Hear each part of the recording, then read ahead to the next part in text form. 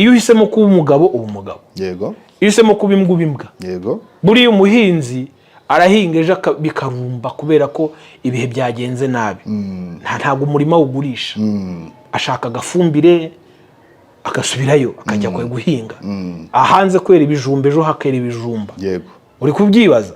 So bivuze iki? Bivuze ngo ntabwo nzi icyo ukora, gusa icyo nibutsa abantu cyo nuko isi aho turimo turerekeza ni mu ikoranabuhanga, wabyanga wabyemera. Namwe mwandika ibitabo mbibutse iki kintu gikomeye, ni byiza ko ibitabo biba soft, abantu bakabisoma biri soft, ko abantu benshi hari ubwo badafata hard copy. So ndavuga iki, uyu muntu uri kunkurikira wenda n'umuhinzi, yego, wenda n'umufundi, wenda n'umworozi cyangwa umutunzi, sinzi icyo ukora, cyangwa se n'umubwiza butumwa, ariko ndagira ngo mbibutse ko isi mu ikoranabuhanga iri kwihuta cyane. Nyamara umugambi w'Imana ntabwo uhinduka ku muntu, kuko Imana ibintu byayo yapanze bizagenda ku murongo uko yabipanze, ariko abantu kubera iterambere n'umuvuduko bafite bo baravuduka tu, nurangara urasigara. Kera twafataga mikrofone mu ntoki, none wambaye ako ukararyoshe, ibishusho byabaga bitagaragara, reba ufite agashusho gasa neza. Turi mu ikoranabuhanga riri kwihuta, uyu munsi bari kuhira imyaka papa. So bivuze iki? Bivuze ngo ikintu cyose kijyanye n'inzozi zabo. Bakunzi ba N Africa TV, twongeye kubasuhuza, turanezerewe kuri kino gicamunsi cyuko twongeye kugirirwa ubuntu bwo kuba Imana yadutije amahoro, ndetse yanadutije n'aka kanya kugira ngo tubashe guhumeka umwuka w'abazima. Mbere rero yuko dutangira ikiganiro tugiye kugirana, reka tubanze dusenga Imana. Data wa twese uri mu ijuru, turagushimye, turaguhimbaje, tugushimiye impuhwe zawe, tugushimiye kuri Imana nziza, tugushimiye ko waturinze uyu munsi twatwongeye kuboneka aha ngaha turi bazima, ubihererwe icyubahiro. Ikiganiro tugiye gukora kibe ikiganiro cy'umumaro, kibe kitugirira umumaro, kandi n'abazagitega amatwi ndetse n'abazakireba nabo kizababera icy'umumaro, gihindura ubuzima bwabo. Mwene data rero nawe tugiye gukorana iki kiganiro, turamusengeye kugira ngo ukomeze kumuba hafi, ni mu izina rya Yesu Kristo tubisabye, amen. Nk'uko rero twari tumaze kubivuga, N Africa TV yongeye kubaha ikaze muri kano kanya kugira ngo tubashe kuganira, aho tubagezaho ibiganiro by'ubukungu, ibiganiro bivuga ku myemerere, ibiganiro bivuga ku muco, ndetse cyane twibanda ku kintu cyahindura ubuzima. Uyu munsi wa none isi ntago byoroshye, isi irimo iragenda ihinduka, isi irimo iragenda shiftinga, iva mu cyerekezo yari irimo ijya mu kindi. Umuhanga rero wamaze kumenya ko isi irimo kugenda ihinduka, agenda ahindukana nayo. Ndagira ngo rero mbararikira umutumirwa dufite aha ngaha, ni umuhanga kandi ufite ijambo ryahindura ubuzima. Uwo tugiye kuganira ari inyuma ya kamera, mwatangira mwibwira abaduteze amatwi n'abatureba. Murakoze cyane Bishop, nitwa Ikuzo Emmy, ni amazina yanjye. Ndi umugabo ndubatse, mfite umugore n'abana babiri, ntuye hano i Kigali, ndakijijwe, ibindi Imana iduhana umugisha. Urakoze cyane, uravuze uti ndi umugabo ndubatse ndakijijwe, nibyo koko. None ndagira ngo rero dutangire twibaza, tugiye kuganira ku kiganiro kivuga ngo tinyuka ukore, inzozi zawe zishobora kugerwaho. Iyo tuvuze ngo tinyuka ukore, inzozi zawe zishobora kugerwaho, none ukavuga uti ndubatse ndakijijwe. Ese gukizwa no gukora no gutinyuka, ibyo bintu twabihuza gute? Gukizwa ni kimwe, gukizwa reka aricyo meraho, kugira ngo n'ikiganiro ndaba ari kigufi ntaba ari kirekire, no gukora summary. Gukizwa ni ukumenya, kandi iyo wamaze kumenya ukizera ibyo nyine wamenye. Hanyuma rero ni imvugo imwe yo kuvuga ko nagize umugisha wo kumenya Kristo, hanyuma ndamwizera, mbaho mu buzima bwa Kristo, nicyo nita gukizwa. Hanyuma icya kabiri cyari ikihe? Icyabwe kiravuga ngo gukizwa no gukora, ibyo bintu twabihuza gute? Gukora rero, gukora hari ukuntu abantu benshi babyitiranya, cyane cyane nk'iwacu mu gisata cy'abavuga ko bakijijwe, aho usanga umuntu avuga ngo ategereje Imana izakora ibi, Imana izakora ibi. Ariko Imana yakoze ikintu kimwe, kubera ko yarakuremye gushyira mu isi, ukwiye kubaho uzi neza ko uri mu mugambi w'Imana. Hanyuma rero kuba mu mugambi w'Imana, data yaduhaye Kristo, amuduhana n'ibindi byose, ku buryo dufite ubugingo buhoraho, bivuze ngo turatuje. Hanyuma gukora, uko gukora ni ugukorera inda yawe. gukorera inda yawe rero nta kindi ni uko ugomba gukora imirimo igomba kukubeshaho no kugutunga. Aha rero hari ikintu wavuze kivuga ngo isi irimo irahindukira. Uko guhindukira ku isi kurahindukirana n'abantu bigendanye n'aho icyerekezo cy'isi kiri kugana. Nivuga ngo niba naravutse bahingisha amaboko bigiye kurangira, abantu bagiye guhingisha imashini kugira ngo byihute. Ibyo rero nibyo bita gukora, kuko gukora ni igihe urimo utekereza, ugakoresha ibitekerezo byawe, ukabikoresha ingingo wahaye kugira ngo zikore, ni amaguru ari bugende, ni amaboko ari bukora ibyo bintu, ni ubwonko buzima, kandi ugomba kubona umusaruro w'ibyo wakoze byanze bikunze. Ibyo rero nibyo bita gukora. Kubihuza rero ni uko kuba nkijijwe first of all ni ikintu cya mbere, ariko kigeraho gihura na ame n'ubugingo. Hanyuma rero umubiri wanjye ubaho mu buzima busanzwe ni uko ugomba kurya, ari kurya ibyo ngewe nagize nakoreye. Ntago mbaho ntakora, ahubwo ndakora kugira ngo mbone ibyo nsarura mbashe kurya. Hanyuma wa mubiri uriho umeze neza, urimo n'umwuka ugomba kuzasubira kuri nyirawo. Umwuka uzasubira kuri nyirawo ni bwa bugingo. Twe rero hari ibyo tutabona. Buriya abantu bankurikiye babyumve, isi y'ibifatika ibayeho mu isi y'umwuka w'ibyo tutabona.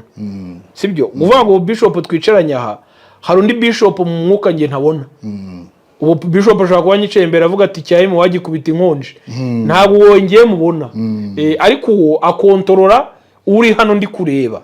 Sibyo? Ibyo rero abantu bagomba kubimenya byanze bikunze, kuko isi y'umwuka ni ikontorora isi y'ibifatika twe tubona. Niyo mpamvu isengesho ryavuze ngo bibe mu isi nk'uko biba mu ijuru. Ubwo bivuze ngo hari bibanza kuba hariya mu mwuka twe tutabona. Niyo mpamvu utekereza ikintu ukagikora. Iyo ugikoze nuko cyabanje kuba muri wowe nge ntagiraga ntabonaga. So nshatse kubihuza nuko. Yes, turi mu kiganiro Tinyuka ukore inzozi zawe zizagerwaho. Emi uri umunyamakuru wigenga. Ndagira ngo noneho rero dufate icyo kintu cyo kuvuga ngo tinyuka ukore inzozi zawe zizagerwaho. Iyo kubonye nk'umunyamakuru wigenga, uyu munsi twagutumiye nk'umunyamakuru wigenga, ariko rero ufite umurimo ukora, uwo murimo ari nawo utuma umuryango ushobora kubaho, ndetse na yanda wavuze uyihahira. Ibyo bintu wabigezeho ute? Icyambere njya nkunda kubibwira abantu bakabifata mu buryo bumva bwabo, ariko bishop buri inzira nebyiri. Hari umuco, hari n'umwijima. Hari ukuri, hari n'ikinyoma. Ibyo byo tubyemeranyeho. Ariko byanze bikunze muri ibyo bintu byo uko ari bibiri, hari kimwe kiganza ikindi. Ndashaka kubivuga mu buryo benshi bikanga ibisa n'umugisha bitari umugisha. Niyo mpamvu umuntu azabona umugisha, yamara kubona umugisha wenda avanye ku bantu runaka, hari utangwa n'ababyeyi. Sibyo? Umubyeyi ashobora kuguha inzu ariko iri mu cyamunara. Ibyo uzabigiramo amarira. Sibyo? Umuntu ashobora kuguha umugisha wifatika ariko uzagiraho ingaruka.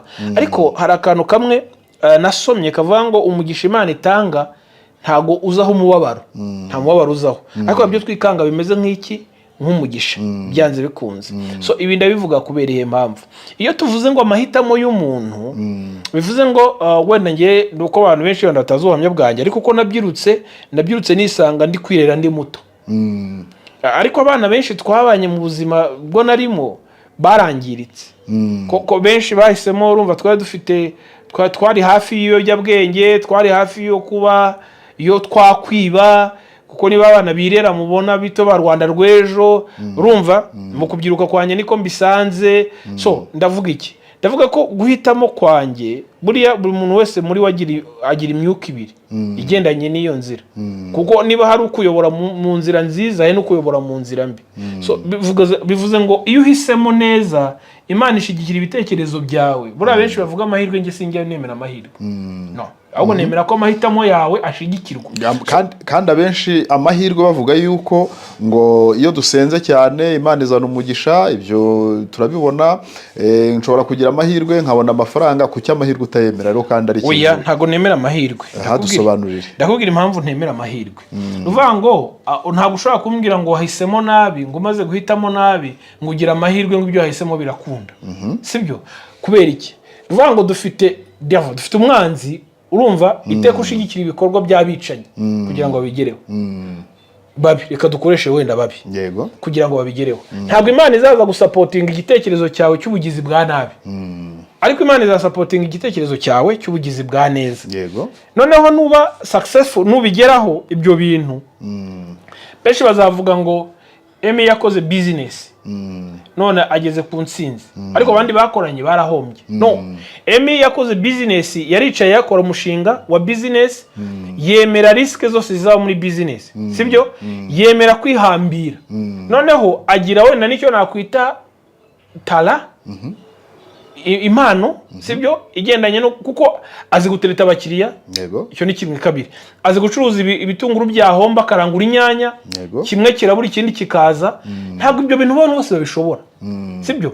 Uko rero kugenda ubona amafaranga, dufite abasaro de coiffure hano bari abakire, hanyuma aricara, amaze kwicara ndahora n'umuntu yogoshe, umuntu amubwira ibintu akora, amaze kumubwira ibintu akora, abatese wakujoyininga, aramujoyininga, amaze kumujoyininga asanga wenda arakora ibintu bya dekorasiyo, ibintu bya dekorasiyo arabikora kubera ko abikunze, kubera ko abishyiraho umwete, birakomeza kuzana amafaranga, agize amafaranga, niba nagize abantu yasize muri salon de coiffure babahango runaka ngo yagize amahirwe, niva ntabwo ari amahirwe bro, nuko yakoze, yarakoze ibyo bintu ari gukora, ashyiramo imbaraga n'ubushake bwo gukomeza kubikora, arahatana. Uzasanga ahantu henshi handitse ngo no give up, sibyo? Yes, ntucike intege. Ariko hari abacika intege, icyo kintu tukemeranyeho papa. So ndihuta gato, icyo nshatse kuvuga wowe kuvuga ngo turi ku nzozi z'umuntu, ya mahitamo yawe byanze bikunze uko ukora cyane, n'aya mahitamo yawe bikugeza ku nzozi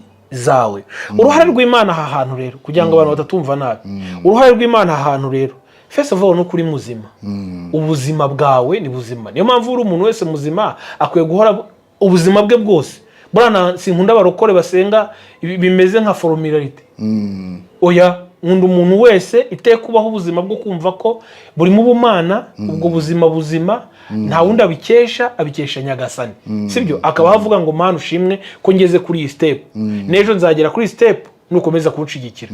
Uwo ni Imana iri gushigikira. Ndaguha urugero nihuse, ngewe nakoreye abandi,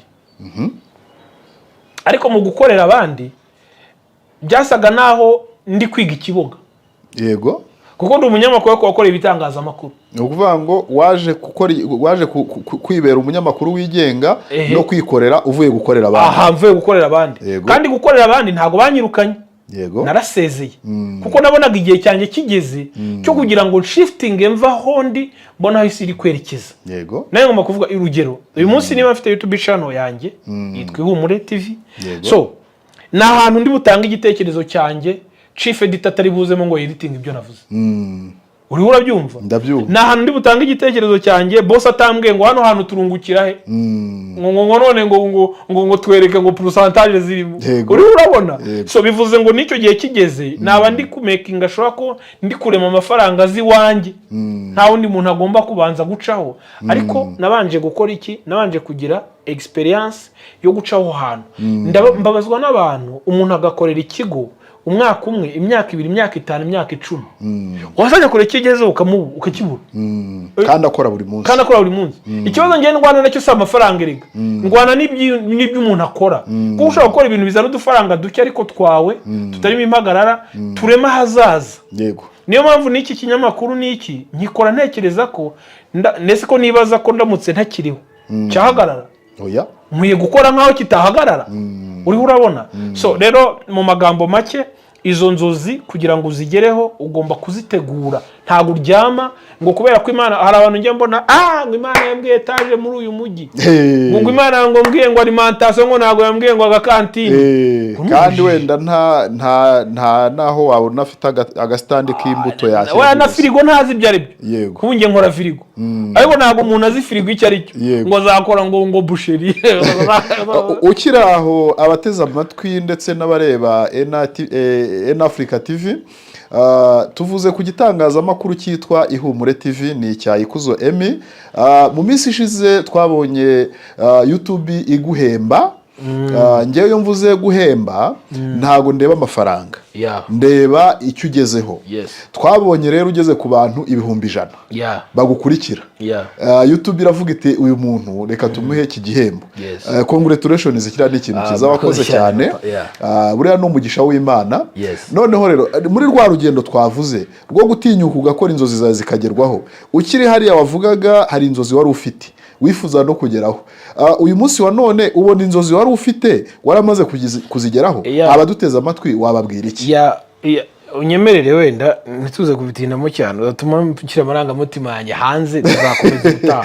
Ariko reka mvuge kuri iki kintu, impamvu Bishop ndakubwiza ukuri, ntabwo kuri platform iyo ariyo yose byoroshye byakorohera umuntu uwo ari we wese kuva wenda ndabivuga ku bagezeyo barabyumva cyane, cyangwa se utaragerayo nafite uko nabyumva.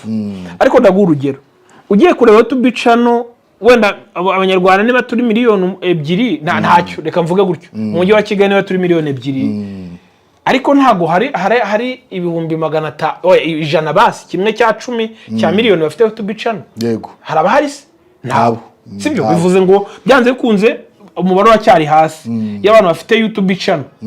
Uwo muntu agomba kuba afite content abantu bakunda, kandi abo bantu bagomba kugufollowinga bagakanda subscribe cyangwa sabone mu gifaransa, ni umuntu umwe kuko ibi ntago ari urusengero. Ntago nagiye mu rusengero vuga mwese mufate telefone zanyu ngo nimukande subscribe. Oya, nuwaje hakareba nuwaje akunda iyo content yawe, amaze gukunda iyo content yawe, arangije akora subscribe, arangije buri munsi arafungura akareba.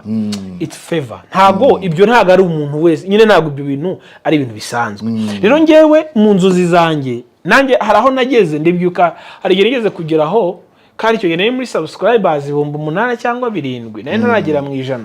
Icyo gihe ngiye kubivamo, umugore wanjye yambwiye ati never ushobora kubivamo, aragukomeza. Arambwira, ndabyibuka icyo gihe nashaka icyo bita monetization, noneho monetization namaze ku applyinga 2 nyibuze, urumva, rimwe na rimwe bandega used content, ubundi like najya kureba nkasanga nibyo bandega ndabibuze. N'uwamfashaga icyo gihe twari tutaragira ubumenyi buhambaye nk'ubwo uyu munsi, n'uwamfashaga icyo gihe arambwira ati ndabona byanze byihoro za kerindi ya 2. Bro, reka nkubwize ukuri, kubona sabone 1,000 kwawe kugira gutya ukibira kuya. None baza umuntu uri kwibira kuya ariko barasabone 1,000, cyo none baze kugira ngo azagire sabone 10,000, 20,000, 30,000, 40,000. No, ntago mwumva uburemere bwabyo. Ariko ndakubwiza ukuri, ayisoya abantu baza uburemere bw'ibi bintu biravuna ku rwego udashobora, ku rwego waba ufite umugore utabyumva akabikuvanamo, ufite umugabo utabyumva akabigushinguramo, cyo kuvuga ngo ibyo bintu bivemo. None ikindi usanga ibitangazamakuru twakoreraga, nubwo rimwe na rimwe ndabyitwa ibya gikristo, ariko bitaguha uburenganzira bwo gukora ibyo bintu. Ugomba kubikora nk'uwiyiba, ugasa n'uwiyiba, ukagira n'uwiyiba. Ejo boss akaguhamagara ngo ariko ngo ko mbona notification za channel yawe uri gukoresha internet yo ku kazi. Rimwe na rimwe ndibuka nigeze nsinya ko nta gikoresho na kimwe cyanjye, ubwo ni kamera, yego, ni micro, ni computer, nemere kwinjirana ku kazi. Nta gikoresho cyerekeye ku kazi k'abandi. Yego, nemere kwinjirana ku kazi. Kandi ashaka kukubwira iki? Nibyo twitiye ubukamana, ariko azi biri munsi y'imbaraga za business. So nshaka kukubwira iki? Ibi bintu iyo ugambiriye kubigeraho birakora, ubigeraho, ariko bisaba kwibira akuya. Kuko kugira ngo mbone iyo award y'100,000, ngewe kera narabirotaga cyangwa narabitekerezaga cyangwa, ariko nabona urugendo rwo kubona umuntu umwe wakanzeho akuzi kubara umuntu umwe 2, ntabwo ari ibintu byoroshye. Kandi YouTube izajya kuverifika rero ko abantu 100,000 ko kuba ari verified kugira ngo baguhe award, ntabwo byoroshye. Ariko umunsi bamamagaye ngo award yawe yageze i Kigali hano kuri Miracle, ntabwo najya amaguru adakora hasi. Yego, kuko nabonaga ari ibintu birenze ibyo natekerezaga. So bimpa icyizere ko na miliyoni, iyo award ya miliyoni nayo nzayibona, kubera ko ntafite kugira gute gucika intege. Akanyuma nsorezaho, biragoye kugira ngo YouTube channel ibashe kuzamuka ku rwego utekereza, sibyo? Mu gihe udakora ibintu bimeze nk'aho ari amatiku no guhangana, kuko bisa naho isi nibyo ikunze. Isi ishaka ibyo ikeneye. Wowe nuzana rero umva mfite passion yo kuvuga ngo wenda uzareba ibiganiro byanjye, ni ugutekereza ngo kuki abantu bayoba bakava mu nzira y'umusaraba bakajya mu nzira ya gihenomu, kandi bayobejejwe n'icyo bita ijambo ry'Imana. Amadini yafasha abantu akabagira ibikoresho byayo, gafata abantu akabumvisha imyumvire yabo na doctrine zabo n'amahame yabo kuruta aya Kristo. Ibyo rero kubikora ukabona abagukurikira biragoye, kuko hari uguza n'umuntu nk'urugero ukavuga iyo message y'abandi bakaza ibintu by'abateka mutwe ngo twigende, ugasanga ntibabizamo ngo babitindemo, ugasanga aho channel ziboostinga nizana pastor runaka yasambanye, nibyo bashaka. Pastor runaka mufasha yambaye ubusa, muri kayitse umuntu akubise undi umuhoro, nizo bashaka kumva, kuko imitwe y'abantu irarushye, ntabwo ishaka ibintu bizima. Ariko nagira nkubwire ngo Imana igushigikiye kandi ugakomeza gukora n'umwimerere w'ibintu byawe, byanze bikunze hari abantu hari barabinyotewe bazabikurikira. Tukiri aho rero, wagira nama ki umuntu uri hariya, uri Cyangugu, umuntu uri Kabare, umuntu uri ku Rusumo, uvuga uti ndashaka kugira ngo nanjye ntinyuke nkore, mfite inzozi zimeze gutya, ndifuza kugera kuri iki ngiki. Abadukurikiye nagira ngo mbabwire ngo ibyo twari turimo tuvuga mu by'ukuri iki ni igihembo, ntago ibyo tuvuga ari amagambo gusa. Iki ni igihembo Ihumure TV yabonye imaze kugira abantu 100,000. Nkuko rero uyu muyobozi w'iki gitangazamakuru yavugaga, twamutumiye kugira ngo aze adusangize runo rugendo rwo kugira ngo abashe kugera kuri aba bantu twari turimo tuvuga 100,000. Tubonye uburyo yacitse intege, tubona uburyo hari aho yageze akavuga ati oya, ati ngiye kubivamo, ariko umugore we akamubwira ati oya, sigaho ibivamo. Noneho rero twari turimo twibaza, ese wagira inama ki umuntu uri Bukavu, umuntu, kuko iki gitangazamakuru cya Africa TV hari abantu bari muri Repubulika ya Demokarasi ya Kongo bagikurikira, hari abari Bugande, hari abari muri Tanzania, ndetse no hanze y'iki gihugu, hari n'abari naha mu Rwanda. Umuntu uri Cyangugu, umuntu uri ku Rusumo, uri no muri ibyo bihugu twavugaga, ufite kwitinya, wamugira nama ki kugira ngo atinyuke akore inzozi ze zizagerweho? Urakoze cyane Bishop. Ngewe icyambere nabwira umuntu wese dukurikiye muri iki kiganiro, naza no gutindaho, ni uburyo bubiri ndabigarukaho. Inzira ni ebyiri: iyo uhisemo kuba umugabo uba umugabo, iyo uhisemo kuba imbwa uba imbwa. Hari abantu bajya bavuga ngo ngo Imana iramwanitse. Ntabwo Imana ifite gahunda yo kuza mu tuntu tw'amafuti ngutwo ngutwo. Yego. Niba uri umusambanyi, ntabwo Imana izakwanika. Imana ifite inyungu ziye kukwanika, ahubwo bizakurenga ubisinde, kuko buriya utangira ugikorera Igoma, ejo ukagikorera Rubavu, ejo bundi ukaza Musanze, bwacyo ukaza Shyorongi, bwacyo ukaza Kigali, bwacyo ukaza ku buriri bwawe n'umugore wawe cyangwa n'umugabo wawe, sibyo? Aho rero uri kugisinda, ntabwo ari Imana ikwanitse. Umuntu anyweye icupa rimwe uyu munsi, ejo akanywa abiri, ejo bundi atatu, ejo bundi agasinda, inzoga nizo zamwanitse kuko yagize ate, yanyweye nyinshi cyangwa yazisinze nyine. Ni ibintu byumvikana. Hano yabanga Imana ngo irakwanitse, ntabwo Imana ikwanika, wowe ubwawe uriyanika. Ibyo byo tubyemeranye kuba kurya. Sinzi abantu badukurikiye uko bangana, ariko uko bangana bose bumva iyi message ndayivuga mu buryo. Iyo uhisemo kuba umugabo uba umugabo. Yego. Iyo uhisemo kuba imbwa uba imbwa. Yego. Buriya umuhinzi arahinga ejo bikarumba kubera ko ibihe byagenze nabi. Ntabwo umurima ugurisha, ashaka agafumbire agasubirayo akajya guhinga. Ahanze kwera ibijumba, ejo hakera ibijumba. Yego. Uri kubyibaza. So bivuze iki? Bivuze ngo ntabwo nzi icyo ukora. Gusa icyo nibutsa abantu cyo nuko isi aho turimo turerekeza ni mu ikoranabuhanga. Wabyanga wabyemera. Namwe mwandika ibitabo, mbibutse iki kintu gikomeye. Ni byiza ko ibitabo biba soft, abantu bakabisoma biri soft, ko abantu benshi hari ubwo badafata hard copy. So ndavuga iki? Uyu muntu uri kunkurikira wenda n'umuhinzi, yego, wenda n'umufundi, wenda n'umworozi cyangwa umutunzi, sinzi icyo ukora, cyangwa se n'umubwiza butumwa, ariko ndagira ngo mbibutse ko isi mu ikoranabuhanga iri kwihuta cyane. Nyamara umugambi w'Imana ntabwo uhinduka ku muntu, kuko Imana ibintu byayo yapanze bizagenda ku muntu nk'uko yabipanze. Ariko abantu kubera iterambere n'umuvuduko bafite, bo baravuduka tu, nurangara urasigara. Kera twafataga mikrofone mu ntoki, none wambaye ako ukararyoshe, ibishusho byabaga bitagaragara. Reba ufite agashusho ugasa neza. Turi mu ikoranabuhanga riri kwihuta uyu munsi bari kuhira imyaka papa. So bivuze iki? Bivuze ngo ikintu cyose kijyanye n'inzozi zawe uburyo bwose watekereza kugikoramo, sibyo? Gikore kandi ugikore umara amaji wumva ko byanze bikunze uzabona intsinzi. Ukiraho uravuze uti ikintu cyose kijyanye n'inzozi zawe. Twari turi ku muntu urimo umaze igihe atekereza, noneho wa muntu uvuga uti mfite wenda kapitale ntoya cyangwa se mfite igishoro gitoya. Twabonye urugendo watangiye, uburyo ibibazo wagihura nabyo mu kugira ngo ugere mu kwikorera, ugere no kuri urwego rwo gutinyuka kugeza uyu munsi aho tumaze kubona ko noneho na YouTube nayo yavuze itari ku uyu muntu turabona tumuzi. Aho ngaho reka tumushimire. Reka twirengagize abari inyuma yawe bagenda bagushimira buri munsi bakubwira ati ibi bintu urimo gukora n'ibizima. Abateze amatwi rero n'abakurikiye N Africa TV turimo tugera ku musozo. Ese uriya muntu umaze imyaka 5 ari mu nzozi ashaka kugira ngo ajye gutangira ariko akongera akagaruka, uwo muntu wamuha nama ki yahindura ubuzima bwe? Icya mbere, ntago hari abantu bakubwira ngo gusenga tubyumve kimwe Bishop. Gusenga bikwiye ku buzima bwa buri munsi. Yego. Ibyo bintu nubwo bitekereza ukwiye no kubisengera ukavuga uti ibi bintu ariko Imana yanshigikira. Data wa twese. Yego. Wanshigikira.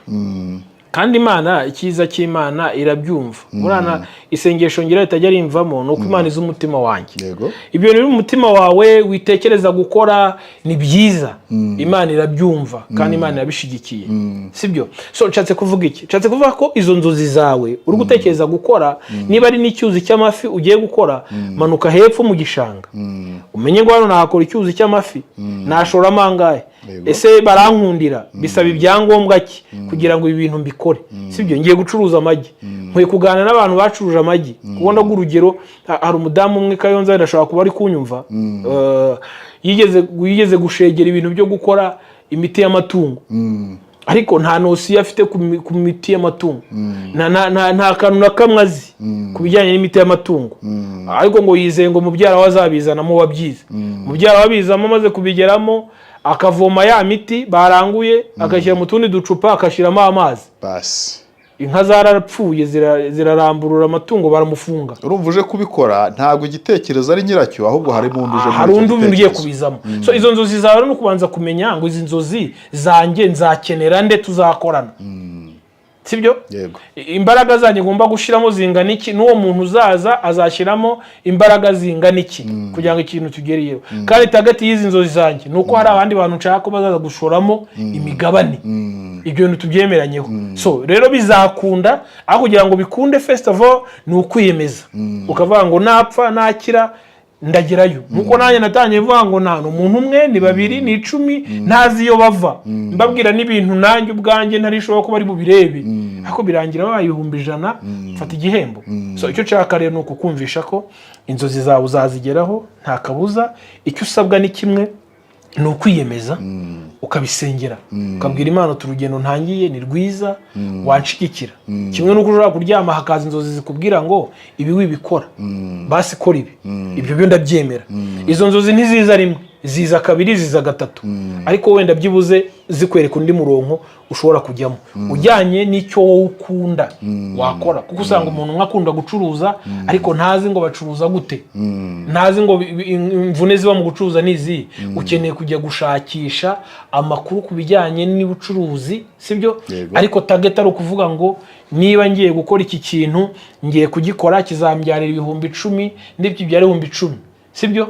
Bibiri nzajya mbishora muri kampani runaka cyangwa handi hantu runaka, bizagenda bibyara inzozi zanjye bigenda bizubaka. Niko kana nashaka gusorezaho Bishop.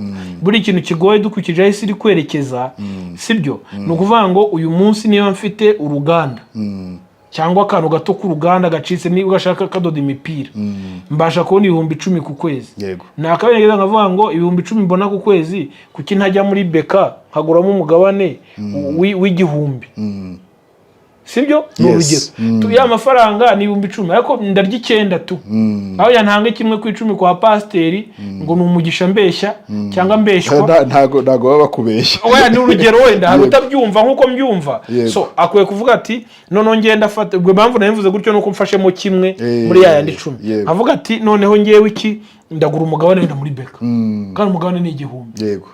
kuko abantu benshi batinya imigabane abati imigabane ni iby'abakire ntabwo ari iby'abakire ni iby'abize we ntabwo ari iby'abize nanjye hariyo ngira muri Burarirwa naguzemo Burarirwa bikiza kandi nabonye bizamuka bene wacu b'abanyedini bagufunga ngo washigikiye inzoga kubera ubwenge buke abatabizi nyine abatazi ibyari byo so icyo rero reka ngisorezo mvuga ngo inzozi zizagerwaho ariko kugira ngo zigerweho zibe nini zikure ugomba kugendana naho isi irimo irerekeza sibyo apana bimwe bya kera byashize ugomba kwiyadabuta aho isi iri kwerekeza ukamenya ngo niba ari 10,000 mbonye by'inyungu byibuze ndagura umugabane runaka ejo umunsi business yanjye urabona hano bakoraga mu gishanga igishanga ntikigiye kuba nka Edeni zanzo wabonaga ziracyarimo hanyuma washoyemo amafaranga ye n'ubutunzi bwe ngo zari inzozi ze ntasayirinze ntavuyemo so ariko uwateganyije abantu tuno duke mbona reka ngura umugabane ubu yakwimuka akajya ahandi so Imana ibaho umugisha bakoze cyane rero abaduteza amatwi bakurikira En Africa TV twari mu kiganiro kivuga ngo tinyuka ukore inzozi zawe zizagerwaho twumvishe ibintu byinshi cyane iki cyari kiganiro twarambura kikaba kinini ariko ibi biganiro birakomeza reka rero nkubwire wowe uduteza amatwi cyangwa se utureba menya ikibuga ugiye gukiniramo umenye icyo ugiye kukijyanamo umenye nabo ugiye kusangamo ndetse nabo mugiye kujyanamo ubundi birashoboka ko inzozi zawe zagerwaho birashoboka ko nukora cyane ugatinyuka icyo wifuza uzakigeraho turabashimiye rero bwana munyamakuru Emmy turagushimiye wakoze kuza n'ubutamu uzagaruke wakoze cyane reka rero dusoze tuvuga ngo Imana ibaho umugisha n'abateze amatwi iki kinyamakuru turagira ngo tubararikire no kuba mwakurikira n'ikinyamakuru cyitwa Ihumure TV hasi turagipindingaho mujye mukurikira ubundi